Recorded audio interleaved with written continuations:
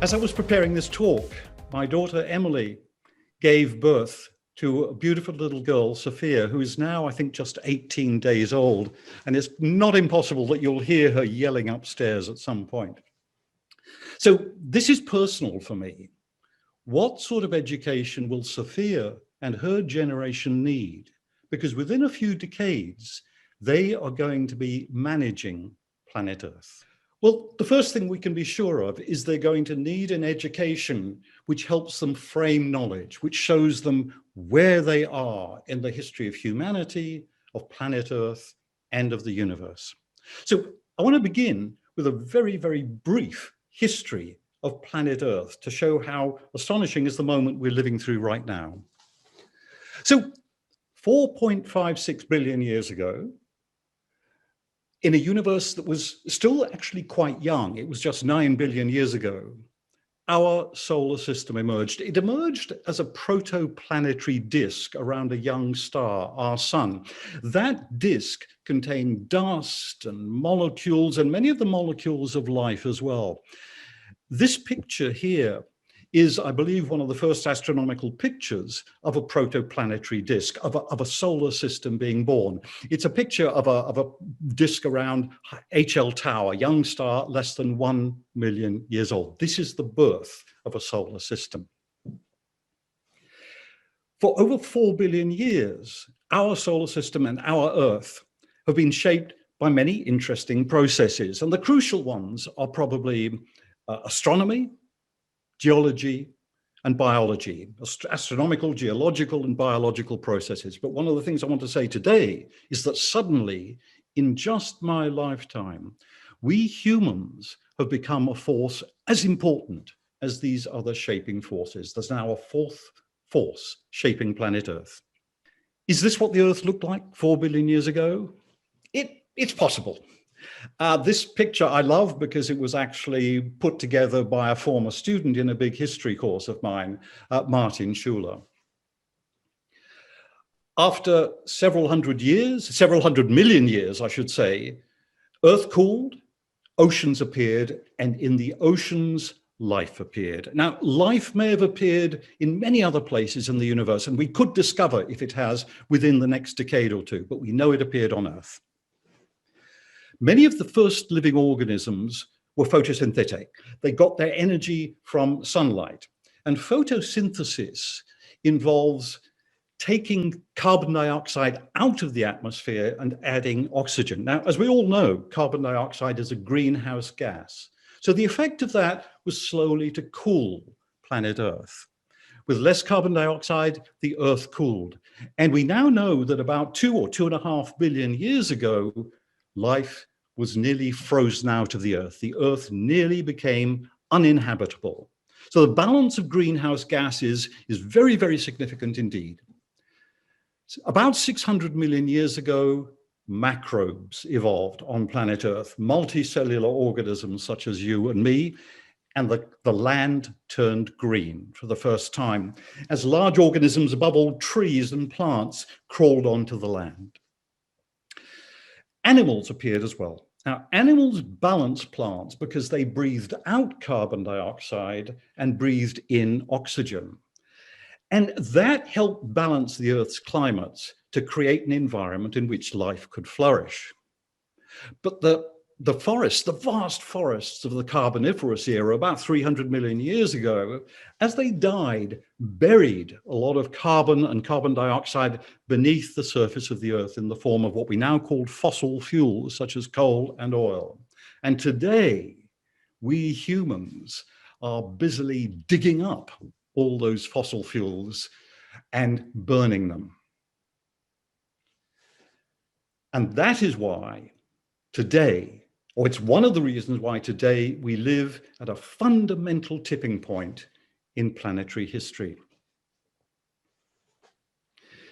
In just my lifetime, humans have started transforming this 4.5 billion year old planet. 200 years ago, we weren't a transformative force. In my life, we became one.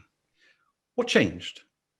What is it that makes our species so revolutionary? What is it that makes our appearance a turning point in the history of planet Earth? Well, I think the best way of explaining this is through the idea of collective learning. We humans can communicate with each other with such fluency and on such a scale that information, instead of just accumulating in the brains of individuals, accumulated in whole populations and eventually in the species as a whole. We learnt collectively.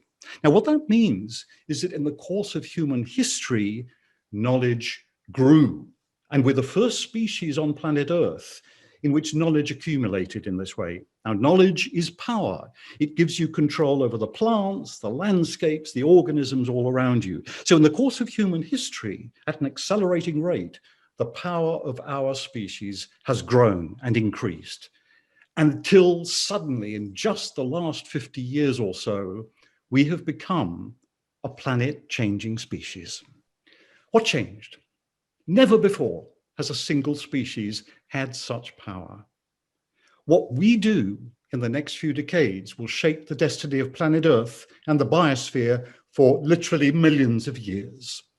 Now, let me just briefly give you some measures, because many people struggle to understand the scale of the changes in my lifetime. Here's just one. What it shows is carbon dioxide emissions from human activities. Now, if you look at the red line down at the bottom here, you can see the carbon dioxide emissions throughout most of human history, and they're frankly insignificant. Now, look over to the right, which is carbon dioxide emissions during my lifetime. They have soared. The scale of those emissions is entirely different from what it's been throughout human history, because we're now using energy on unprecedented scales and burning colossal amounts of fossil fuels. Is this a big deal? Yes, it's a very, very big deal indeed. And this wonderful graph, which many of you may have seen before, conveys well how big a deal it is. What this shows is changing carbon dioxide levels over almost 1 million years. It's based on tiny bubbles of gas year by year that are trapped in ice cores taken from Antarctica. And it shows fluctuating carbon dioxide levels over most of the last 1 million years. Now, you can see that they fluctuate between 300 parts per million and 200 parts per million. And temperatures fluctuate with them. So what we're seeing in the sawtooth is the ice ages.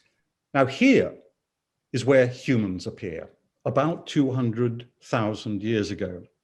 And if you look, you'll see that there's not much impact at first. The ice age pattern, the sawtooth pattern continues until the Industrial Revolution, which is here. Now look at the change since then. Suddenly, carbon dioxide emissions have taken off, and they are now 400 parts per million and rising. This is a huge change. We are now beginning to destabilize a climate system that has existed very successfully and has preserved life for millions of years. Now, our impacts are not just confined to the climate system. Human activities are now on such a scale that we're having a profound impact on many aspects of the biosphere. First, we are changing the climate system. We're changing the oceans. They're becoming more acidic. They're becoming warmer. They're going to expand and rise, and they're going to drown many coastal cities. But secondly, we're using so many resources that we're so much land and so much energy and so many resources that there's not enough for other species. In the course of human history, the best recent scholarship suggests that the biomass of living organisms has declined by 50%. That I find terrifying. And one final statistic is about weapons of war. In my lifetime, we have developed weapons of war so powerful that if we were foolish enough to unleash them, we could ruin much of the biosphere in just 24 hours. And this is not a fantasy. We've come very close to doing that several times. This is what I mean by saying we have become a planet-changing species.